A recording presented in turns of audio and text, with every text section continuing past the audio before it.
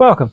Tiny Hands, Big Dreams, here with 23 things that are great tips for an exploratory trip to Ecuador if you think you might want to move here.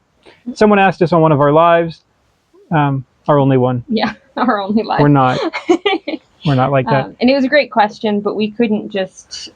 we just sort of stopped like, wow, like it's late and that's a lot. Like we're going to think about that for a minute. So we did, we brainstormed, we spent some time. The 23 things that you don't have to know. You don't have to know anything. You might want to know, in our opinion, about a trip to Ecuador. Just little bits of advice. Yeah. I have sort of organized this from before you leave, because that's important too. You travel there and then kind of there and what you might want to know as you travel around and explore. We did not have our own advice. These are the things that were glaring omissions that left us hanging in a lurch. Of like, stories. There's some great stories. We're going to have to be very brief, or this would be a 3-hour video. Nobody has time for that. All right. We will start with download WhatsApp. Yep. And Google Translate. Yep. So the whole country runs on WhatsApp. Nobody uses their phone really. It's not like a thing. Sometimes people call WhatsApp. Everybody uses WhatsApp. Everybody messages on WhatsApp. Business is conducted on WhatsApp. You just download it. We were opposed to it at first. Like that's through Facebook. It doesn't matter. It doesn't matter. The whole country uses it. If you don't have it, don't talk to people. And unless you are absolutely perfectly fluent in Spanish, getting the translator is very, very helpful. It's not perfect, but you can get into the conversation thing. You can muddle through stuff you don't know. Along the lines of learning Spanish, know your directions. Gosh. What do we want to call them? Directionals. Directionals? So you get and vocabulary for shopping. These are things that Spanish, your like touristy Spanish does not teach you. First thing we did was get in a taxi cab, and guy blah blah blah. We're like, one, I can't tell you. The address system in Ecuador is totally different, and you're probably just going to call it names and swear at it until you get used to it, and then you may still. But so that's its own interesting little story. But you're like, oh, I'll just tell you to like turn here, turn. We didn't know left and right. Did Duolingo teach you that? It didn't teach me that. No, you get all these crazy conversations. Turn left, go straight, turn stop. Right. Yeah. Know those. Also know if you intend at any point, which you should, to hit up a market, which is like an outdoor market, similar to like a farmer's market. They are weekly, daily. It's how most people get their groceries. Know some simple language. Know that things are sold in pound each by the dollar. All some combination thereof. Yeah. You buy apples, it's how many apples for the dollar. So you'll be like, oh, like how much are the apples? And they'll be like, 5. That's 5 for $1. 5 for $1. Whereas some things are pound, which is how we ended up with like 5 pounds of beets once, which we didn't need. Things that you just grab, or dry goods. You can buy some oats, things like, that's by the pound. So knowing that vocabulary will be incredibly helpful. And a lot of times, if you see anything in a small little clear plastic bag, and there's like stacks of them, they're $1. Most of the time. And there's the correct amount of weight in it for the $1. Mm-hmm. Along the lines of your comment on addresses, if you are going to be staying at an Airbnb, or honestly even a hotel, get the cross streets. Know your cross streets, because that is what most people use. It will at least get you close. Get a photo of the outside of said Airbnb or hotel, and the phone number of the person, because when all else fails, the taxi driver calls the Airbnb number. Now, because you don't know how to tell people where to go. You have the cross streets, and you show it to the taxi driver, and he just sort of looks at it, and he turns the paper upside down and looks at it again. Oh, he can't read. Now, you're like, that's fine. I'll just murder it with spin English, and I'll try to say it. There's no fault tolerance in the language here. If you say it a fraction of a millionth of a bit wrong, At least to our ears. Yeah, I've had people repeat back to me, standing in line, like to buy a thing. They'll repeat back exactly what I said with the intonation, with the accents, with everything else. Absolutely no difference whatsoever. And then the person who's like helping us, they're like, "Oh yeah, yeah," and I'm like, "Well, thank you," and they just sort of laugh and smile, like they got it. Yeah. But so yeah, know that. So with your, because when you land and you just want to go to bed because you're tired and you can't find your Airbnb, it is very, very stressful. So while it seems like a small thing, you need it. It's very important. It's also just good to see the outside of it, because that tells you, is it in a slum? Is it on a major? Yeah. If you're on like one of the main drags, you're going to have all sorts of road noise, diesel fumes, trash trucks, the Loja gas truck. Which might be fine for you. I mean, whatever, if you want to be in a city, that might be fine. But just have that information, and don't have it on your phone. Have it on paper too, because your phone might be dead at that point. You don't know. As far as before you go, bring comfy shoes. Sidewalks are an optional item around everywhere. And there's no regulations for how they are. It's not like because there's a pipe sticking out of one and then one ends and there's a giant ditch that you can just fall and be like, "Oh, well, you didn't maintain your sidewalk. I will sue you or the city." Everyone just looks at you like you are injured. Should have looked where you were going. Yeah, you should have done a better job. And even if you intend to take taxis, buses, things, you will also walk. Yeah, we walked the whole length of Loja many, many times, and we're like, we could take the bus and hang there and bounce up and down the bouncy road on the bouncy bus. You are still walking to wherever you want to go. And then sometimes we'd look at it bouncing by us and go, we'll just walk for the next hour. So bring comfy shoes. Don't worry about style. Bring comfy shoes. Nobody cares. Light rain jacket, you said. A light rain jacket would be good. Most of the country rains sometimes. Sporadically. Good backpack. Because again, you're going to be walking, you're going to be going, you're going to be seeing things and doing things. You should be able to carry your important documents like your passports on you at all times. Don't leave them in the Airbnb. Do not set your backpack down. No. So just have a comfy backpack. Have one that doesn't hurt your back. We had Camelbacks. They're good quality. Yeah. I've had them for decades. Yeah. They're still going. Reusable bags, like just little shopping bags. The ones that they wad themselves up into like a little pouch wad. Yep. Have some of those. Only the thinnest, cheapest bags are given out at the market. Like little plastic bags. And whatever they hand you, you now have to carry that all the way to wherever you're going. Oh, the chances of them making it are slim. They will break somewhere along the way, and the onions will explode out of the bag. And yeah. Ask me how I know. All right, so now we're up to planning flights. One day we'll tell you about the shrimp. I don't want to talk about the shrimp. Planning flights. All right, so it is sort of a bum deal to get to southern Ecuador from the U.S. Northern Ecuador, you fly straight in, it's no big deal. Southern Ecuador is another flight again. But the flights go into either Guayaquil or Quito. And they tend to get in at night, and the ones out to Loja, like the way they work, they overlap the wrong way. No, they have at this point they've added, they may take it away again. They switch back and forth. They did add in an evening leg. It's true. But the evening leg still doesn't correspond, I guess. So basically you get there at night into like Quito, which is kind of normal, and then you've got like this 6 or 7 hour layover. You're tired, you think, so you're like and there's hotels that'll come and pick you up, but it's wait for them, drive to some place, sleep for like 4 hours, wake yourself back up, drag everything into a taxi, watch the world blur by before dawn to get to your like 7:30 flight. If you have the opportunity, stop in Quito for a day or two. Like, especially if you're already planning on being there. Sure. If you're planning, but you're like, oh, I want to go to somewhere else first. I honestly would probably just split the trip a little bit right there. Start where you land. That being said, whenever I've planned the flights, I always start at the end. I don't start at the beginning. Because you have the most options getting out of the U.S. Not that there's always a lot, but you have more options. If you are coming to, say, Loja or any of the smaller airports, you're going to have very few options. So I start there and work backwards. Because otherwise you get to the end and you're like, I can't get out then.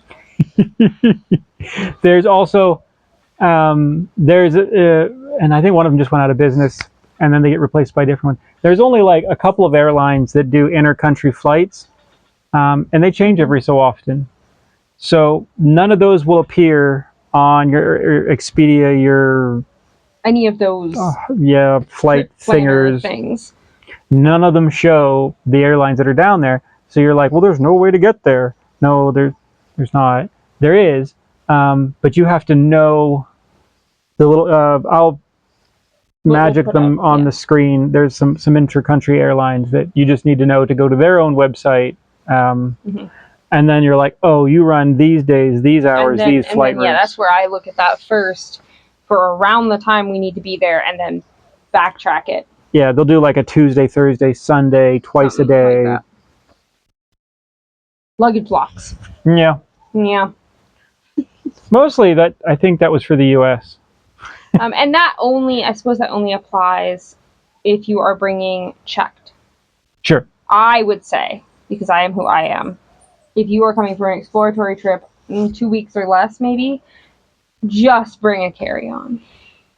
If possible. Bring a rolling duffel, if possible, because all of the airlines will have different size restrictions, things, stuff. The rolling duffel was... that's the way to go. That was like... We got out of a whole bunch of things with having the rolling duffel. Don't have to carry something, because that would have been terrible. And you don't have to check it if it's too big. Yeah. But the pilfering in the airports, and it's a big problem in the U.S., of just stuff disappears out of your bag. I haven't heard about it as much in Ecuador, but it definitely was in the U.S.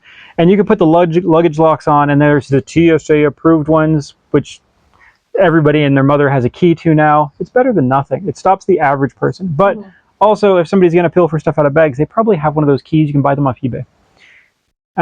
If you just buy a bunch of locks that aren't TSA-approved, and they have a hissy, they'll cut it off. If they cut it off, they had the authority to cut it off, because you're not going to walk around with lock cutters behind the scenes trying to like sneak into a bag to like grab something out. So it just protects. And then you just pack a few extras of like, hey, you cut it off. They'll leave a note like, we searched your bag. Great, whatever. Put another one on. Yeah. Yeah. And that also will help, if you're through different taxis and Airbnbs or bus stations or things or stuff with all your luggage, especially if you're bouncing around the country. You just have an extra added level of security. So you can leave your suitcase with everything in it, throw a lock on it. It's just peace of mind. We haven't had anything like go missing, but that way you know everything's safe. Yeah. Now you are there. Here. What's the first thing we do? Phone chip. Get a SIM card. We attempted not to on our exploratory trip, and that was a false economy. That was a terrible plan. It was very stressful. You just need to. Yeah. And part of it is because everyone uses WhatsApp. Everyone communicates in such ways. You can't use Google Maps. You can't this. You can't that. Whatever. 20 officially will give them to foreigners. TUENTI. We had one through Claro originally. We remember now, but the guy shadied it a bit. Officially, no, they won't. So 20, I think, is still the way to go. Because I tried to switch us later on, and they still wouldn't, even though we had residency, because we weren't citizens and we weren't allowed to have the other phone service. So get a SIM card. It's cheap. It's cheap. I think you said $8. It's like $8, $10 tops if they charge you for the chip. Usually they don't. That gets you a whole month. Yep. Of data and so. Get cash if you didn't bring cash. Now you can bring cash because we use the US dollar here, so you can bring cash. Use the US dollar and US power, so your electric toothbrush charger and things work. But while you can bring cash, we have said this in so many videos, large denominations are not welcome so much. 150s areas. You might starve to death. Nobody will touch those. Even 20s sometimes. They're like, They'll grief about it. They'll take a 20. Mostly. Unless it's something small or you're in a small town thing, then they're just no. Cash. Ecuador is perpetually change starved.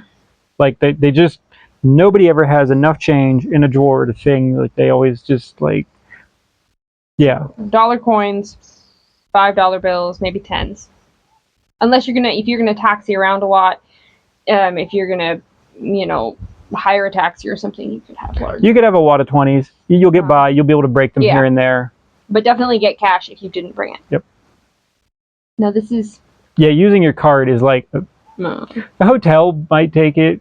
Maybe. Usually they charge. They're like, oh, it's a card. We have to charge you like 4% extra plus this plus a fee, and then they don't like it. Nobody likes it. My biggest piece of advice, honestly, act like a local. Be nice to people. Talk to people. Even if you can't really talk to them, try. We find that if you are trying to speak Spanish, you're trying to understand Spanish, you're trying to communicate, that goes a long ways to move you from foreigner, tourist, to, I don't know, to welcome, to people accepted. People here take the time to talk to each other, to introduce themselves. I went to a meeting, it was a government meeting, and everybody who was a speaker, they go like, it's like kindergarten again, where you go around the table and like, hi, I am so-and-so, I live in blah, blah, blah, blah, blah. Every meeting, everything. Every meeting. And not just the people speaking, but also the audience. And it took like 10 or 15 minutes to like run around the room, and everyone like did their little spiel, and I'm like, hi, I suck at the Spanish, but I'll try to do it anyway. And they like laughed, and it was all right. You do what you do. But that is like a typical thing when you walk into a store. They'll say, good morning, good afternoon, good evening. You just walk by somebody in a hallway, and they'll say, like buen dia or buenos dias, just as a recognition of you as a human. So and culturally, a lot of the U.S. at least is no longer like that. So it is sometimes an adjustment, but it is an adjustment worth working on right away. I think you'll have a better experience. If you don't find something, like it is totally normally like, oh, I am looking for this thing. You could ask for a hairbrush in a butcher store. You're like, I'm looking for this. They're like, oh yeah, well, it's this thing, it's this and that. You go down here. Sometimes they'll walk you down. Oh yeah, or they'll just go get it. Sometimes we've had that happen. I'm like, where did you go? We went into a little like a little corner store we were at all the time, and we asked if they had baking powder. And she's like, oh well, no, but hang on. And she just like runs away. I'm like, yeah. She went and got it from somewhere. That happens every so often to us. So there's just simply like, oh, I'm looking for this or that, a new pair of tennis shoes. Where do you go? And they'd be like, oh, it's totally normal to just like ask random questions, have a conversation about it, and they'll point you where they think you should go. And part of this also, in my mind, is not is where you go. So we also had that question of like, well, where would you recommend around this city? And the little towns are going to be your best experience, unless you intend to live in a city. If you intend to live in a city, then you should explore the cities. We're not big city people. So I guess I don't think of that. But if you intend to be rural at all, or you just want to get the feel for the culture, go with the little tiny towns. Wander around them, talk to people, greet them, be kind, be polite. I think you'll get a better feel for what Ecuador is really like than if you stay in sort of a tourist bubble. Yeah. There's one I'm going to put on the screen magically again here that my friend sent me. That's just, I haven't been there. Looks really cute. Worth checking out, at least on like the Wikipedia or something. So, if you are going to do an Airbnb, which I would recommend, because then you get to shop at the markets and do a little bit of cooking and things, which we enjoy. Airbnbs, in our experience, are not well stocked, well equipped. Frugal. They're frugal. Sparse, perhaps. The Airbnb has what was left over that was retired from the other house that's above, which is the people that own it. People typically own the whole building, and they might rent out a floor or two, or their kids live one floor above, and then they rent out the next one because those kids moved out. Just knowing that, being aware of that, if you intend to cook, there's usually not an oven. Sometimes you manage to find an oven, usually not. Ovens are less common. Which I was shocked by, and that threw off all of my plans. Just kitchen in general is rather sparse, worse than even Airbnbs in the States, which also aren't great. I would bring a sharp knife. if you want to cook. Yeah. We're crazy people like that. Or you just want to, there's probably a blender. Even the cheapest Airbnbs probably have a blender. Yeah. So you could bring a knife, you could make yourself like a smoothie with some cool fruit you bought at the market. Do, however, know that whatever you clean your cup, we have the reusable coffee cups that we're huge fans of. We take everywhere. Bring the thing to clean them. Unless your hand fits all the way at the bottom. Mine does. Yeah, mine doesn't. So you could just bring someone with small hands. There you go. There's a reason to bring a whole other person on your cross planet voyage. I guess I did it. So yeah, you did. Right. Dietary restrictions. We have them. Ecuador doesn't care a whole lot about our dietary restrictions. They just kind of look at you like, okay. We looked up how to explain gluten-free, and that didn't work out.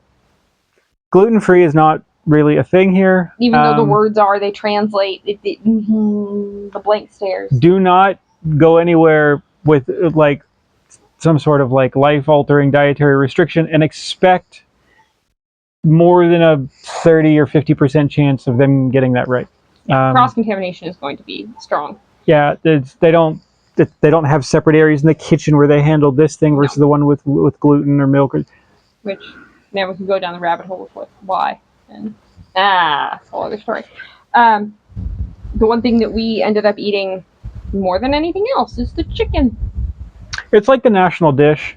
It's rotisserie chicken, and then there's a side of either beans, rice, lentils, salad, lentils, French fries. There's different things and different sauces and stuff. Now the sauces, don't do the sauces. And we learned our lesson. The sauces are tasty. Yes. However, everything better. They simply refill the containers. They sit on the table all day, and it's a warm environment. I don't know how often they ever get cleaned. This is talking for all the restaurants, countrywide that we've seen. The chances of getting sick from that sauce are very high with our stomachs. Now, the Ecuadorians have total immunity. Yeah, because they grew up this way. They grew up that way. So they're literally immune to said things. They're weak little Western tummies. Aww. That's just what we ate because it was both mostly gluten-free and mostly dairy-free. And we mostly got away with it. Yeah. Tasty. And it's cheap. It's cheap. All right. Tipping and haggling. Most everything in the country is negotiable. Now, your big corporate stores, you go to there's Supermax, big grocery stores, you're not going to haggle with them. It is what it is. Yeah, they'll just look at you like you're too poor to be here, go away. Your commodities are fairly, when you go to buy eggs or things or something, everybody just sells it at a commodity price. If they look at you and size you up and try to charge you extra, I guess there's room to haggle. They mostly didn't do that to us. There also typically goes back to that act like a local. Don't try to haggle in an aggressive way. I think is probably the best thing. But if you're clothes shopping or things, souvenirs, stuff, you know what? You could ask. You could offer them a price. Be like, oh well, that's neat. But I saw one down the street for 20% less. If you could get 20% off, you're probably doing really good right there. I don't know that I've ever managed to get more than that. Sometimes they get really firm on it. They might do 10% or 5%. It just depends where they set their pricing. Yeah. Totally normal to haggle a little bit. Tipping is unusual. People don't tip so much. America has gotten the tipping culture here. Have gone off the end of the tipping scale with tipping. You should tip the automatic checkout when you go to the grocery store. No, here there is. So if you tip somebody, it's like a big deal. They're like, oh wow, thanks. You tip the taxi driver, an extra $1, and it's he's very appreciative. Mm-hmm. So while you bring comfy shoes, do not bring rain boots. Just buy the rain boots here. Yeah. And buy them. Don't think you're going to go adventuring off without rain boots. No. That's a bad idea. We have, your fancy leather boots with Danners, which are adventure boots, and you get all your canvasy, your hiking boots. Yeah, so at least where we are, it rains a good chunk of the year, and then there's just mud. Yep. Half of Ecuador just wears rain boots. Also, they're cheap. Especially if you're going to be doing anything rural, looking for properties, exploring anything. We saw there's a person did a video, and they picked up this gal to go walk some property, and they took her like 6 hours away to do this, and she had like flip-flops or something. Yeah, there's little like sandals of some kind. I can't remember. Yeah, so they're trying to hike across property, swing down ravines and through forests, so she had to abandon the flip-flops because that's just killing her. Well, now she's in her bare feet. She tore her feet up something fierce. They had to like emergency donkey her out. They knew better. You didn't tell her to wear boots. Like, what is wrong with you? Take a pair of boots. They're $10. Ask for the insoles. Yeah, just buy them here. They don't come with insoles. Literally anywhere here will sell you boots. Any small town has 20 places to buy boots. And they're how much? They're like $10. 10, 15, depending on how 8 to 12. You want to be. Yeah, they're. And you said insoles because they don't come with them. They come with no insoles. Now you could take boots. your insoles from whatever you're wearing and slip them in if that works. That's what I did. That's great. Or just, it's an extra little piece of pad. It'll last you a week. Yep. And along the same lines, again, if you're going to be sort of more on the exploratory, like, jungle adventure time, buying a machete, and they're cheap. Yeah, so spend your $3. Everybody has a machete. Fancy ones, I think I've seen one for $8. I think mine was expensive. Yeah. You got me a fancy one. Yeah, I don't know. I don't know why. $3 or $5. You're going to pay another $1 or $2 sometimes to have it sharpened. They don't come sharp. Sometimes the store there will do it. Sometimes they'll send you to some other guy down the way, and they'll actually put an edge on it. Yep. And that's it. And you can just abandon them in the Airbnb or gift them to somebody, a taxi driver. Yeah, They'll be like, hey, I can't take this on the plane. You want them? Yeah. All right. Coffee shops. If you are like us and require coffee to joyfully exist in the world, coffee shops are not incredibly common in Ecuador. No, there's some in Loja. Big cities will have them. Yeah. Zaza, you said one? Like we haven't been there. They're kind of rare. It's just not the like Canadian, United States Yeah. They're everywhere, on every corner, always. There's just a coffee shop everywhere you go. That's just not the case here. I watched a bus full of tourists in India, actually, where they grow coffee, demanding that the whole bus be taken to a coffee shop, and they're all from England and the Netherlands and wherever else, and that the poor guide is patiently trying to explain to them that there is no coffee shops like they think of it. They just... Yeah. And they were just demanding, you will take us there. It is time we have coffee in the afternoon. Like, doesn't exist, yo. So if you want to drink coffee on a regular basis and you are going to be exploring, buy some coffee. Yeah. There is some incredible coffee. Yeah. There's award-winning coffee, but it is few and far between. Don't rely on the Google to find the things. Not well adopted. All rather used to that.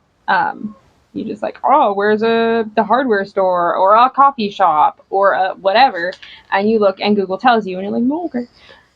Most things are not on Google here is just ask somebody, anybody, person walking by, person in a store, person. Where do I find the thing? And the thing? You just walk into a bakery or something, and be like, I'm looking for a screwdriver, and they're like, oh yeah. No, when you look up Google, even in Loja. And I remember I put a few places on there that we liked just for other people to like benefit from. And I'm standing in the middle of a very busy part of the street where every store is like 12 feet wide and there's hundreds of businesses around me. And there's like 3 on Google that are labeled. Yeah. Don't drink the water. Yeah. Sorry to say, the cleanliness of the water in Ecuador in general is poor. Natural. Is natural. We, again, are not of the Ecuadorian robust stomach. We don't have it. The locals drink it right off the ground. It's just, and they're totally great. Our stomachs, we were not brought up to handle that. We have gotten sick. Yeah. Even on bottled water, there's a lot of bottled water that is spring water or some other thing, or some of the lower end filtered waters. There was one, Vilcagua, which I guess is made in Vilcabamba. I have gotten sick 3 out of 3 times. Yeah, I got sick once. That was enough for me. I was never drinking it again. People have told me it's like this great thing and it's super good and it's a good process and it's all sterilized. I've gotten sick 3 times. Yep. Many months apart. So Dasani is made by Coca-Cola. It's available most places. I suggest it. If we have to buy water when we're out or something, it's the only one I will buy. It's the only trustworthy. one I will trust. Brand names are... Pooh. I was going to say bogus, but Pooh Yeah. also works. You can go, you're like, wow, those are like Nike Airs for like $36. Yay. Look, Yay. they may be the same quality. They may be made in the same factory. They may be made across the street from the factory. And They everything really- is slightly different. Or sometimes Or- they'll just stick a brand name on something that brand doesn't name. There's a guy who drives around with a minivan full of jeans. And there's like whole stacks of jeans, and he's pulling them out looking for the size, and every one has a different label on it. But the label is physically the same, size, color, like everything else, but it's just like laser printed with like 20 different names, like whichever name you want it to say. In reality, they're all made by some local person. Yeah. So you could buy like cheap shoes. Some are decent, some are they fall apart. But you're not gonna go and buy like an actual pair of like JBL headphones in a store. They may say that. I'm sure there are some available in some I'm places. sure there's some the problem somewhere. is trying to differentiate between There is so much counterfeit real stuff. and bogus. Does it work okay? Sure. As long as you know and you understand that, and you're not fooled by the brand name, then you're fine. The bus system here is rather amazing. It's robust. It's robust. I did not take buses except for my own in the U.S. because I have yeah. lived that life.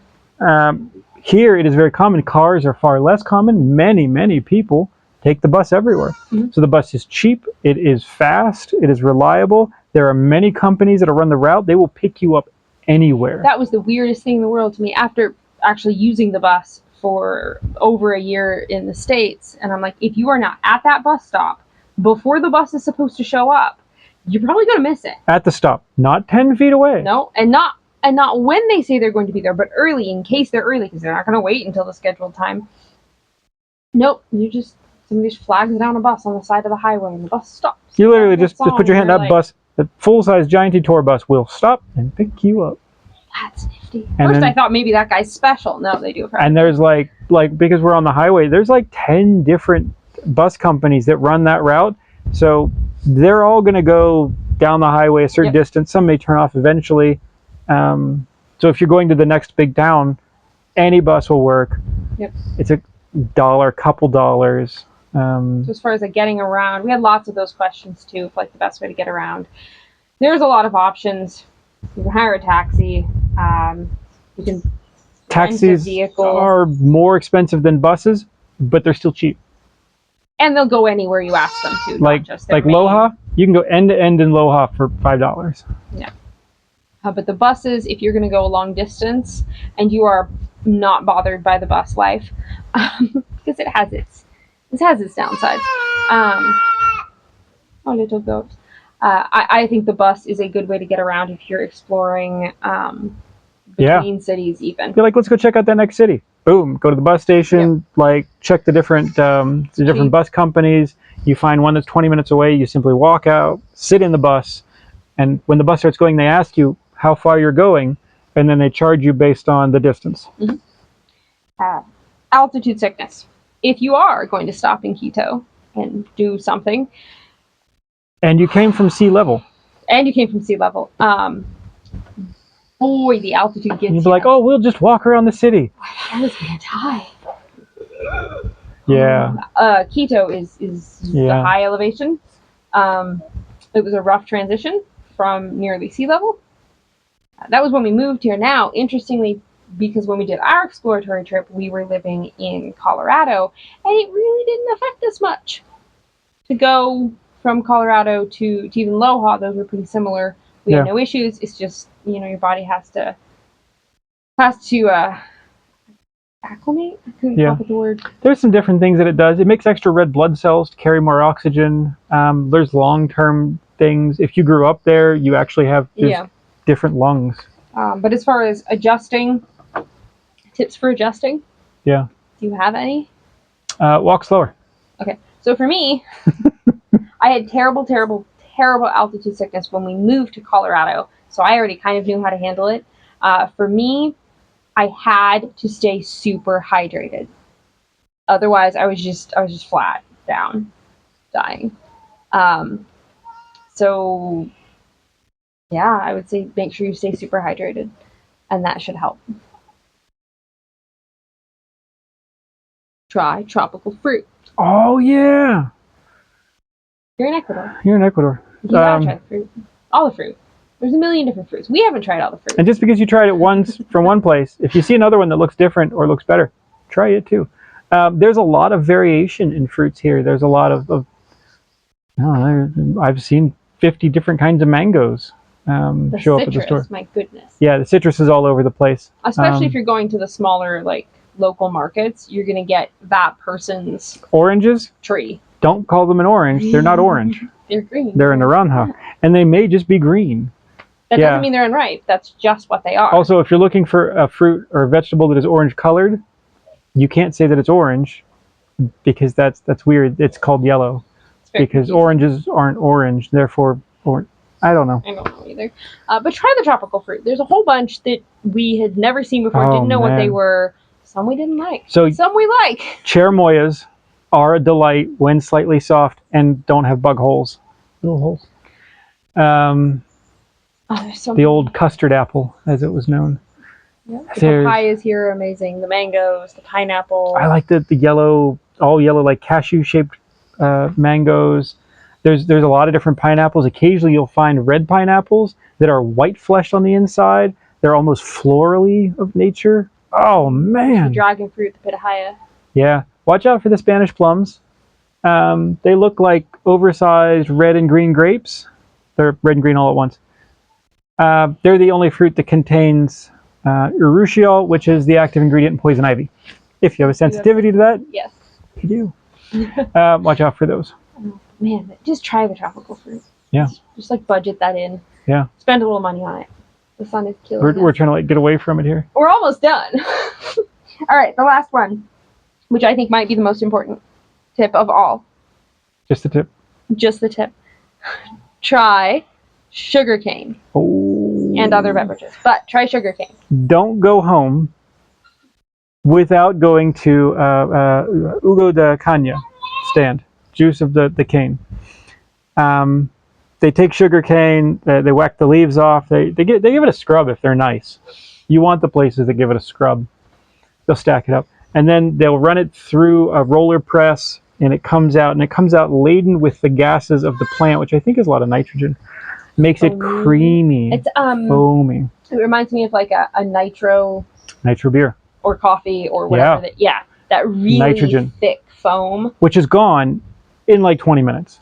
So it needs to be fresh, actually fresh. Watch them do it. Not like we have a container here, we just did some right before you got here. No. Please do it again. I want to watch. I want to video it. Get it fresh out. They mix it with a sour orange, which has the flavor of an orange, but the acidity and lack of sweetness of a lemon. It's a thing. Mixed with the super sweet sugarcane juice. It's amazing. It is one of the most delicious beverages you could ever drink. There's a lot of places that say they're the fresh sugarcane. Most of them, honestly, aren't that great anymore. And it changes depending on their sugarcane, and there's certain sugarcanes that grow here and southern Ecuador that are just even better. Like the type of sugarcane matters. There's a guy, if you're in Yanzaza, he has a full wooden, we did a video on it. We did a short? Yeah. We did a short. He has a full wooden, like made of wood, gears and things. It like presses out the sugarcane. Dude's really nice, does a really clean job. He's got a little cart, pushes it around. Totally worth it. If you ever make it to Yanzaza, this Yeah. is good. On the same note, horchata. I do also always tip him because I always ask him to make it fresh. So he sees me coming and he goes, okay. And he's got like a container going already. But he always makes it fresh. But he'll stop and he'll fire the machine up. It's got a little gas engine. He makes it fresh. I give him an extra 50 cents. It makes his whole day. Other beverages, because we're a beverage heavy family. Oh, geez. Horchata. The first time someone offered us horchata on our exploratory trip, You like that Mexican rice milk stuff? the milk thing, I can't do milk, so I'm like, oh no, it's not that, actually. It's totally different. Totally different. Unrelated. It is an herbal tea blend that it actually originates in Loja.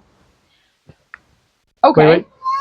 Magic of video. Put the box up here. That was it. Okay. I just love that.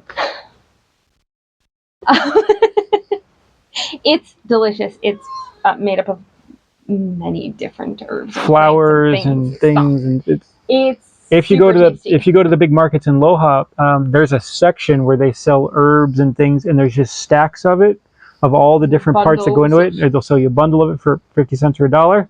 The smell in there. It's really, really delicious. It's good. And the last beverage, last point, coconut. Oh yeah. So Pipa. you'll see pipas. You'll see on the side of the road, and there's a place in Loja. I know the guy. He's a friend of mine now. He's in I don't know. He's on the one end of the city by the big theater, On the north end. So yeah, they have a store and they just coconuts.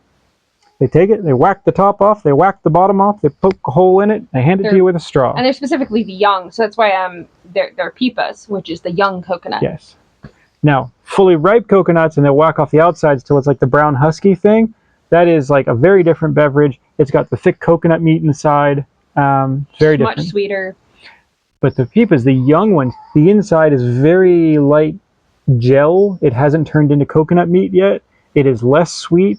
So good. It is very refreshing. The guy in Loja, if you go there, he's got himself a bunch of commercial fridges, and he literally just racks the fridges every night and refrigerates the coconuts so that when you buy one for $1.50 or whatever it is, it's nearly frozen cold. So good. So good. It's so good. It's so much fun.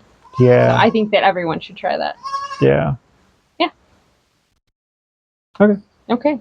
So there was your 23 super important items for your exploratory trip to Ecuador, as suggested by us.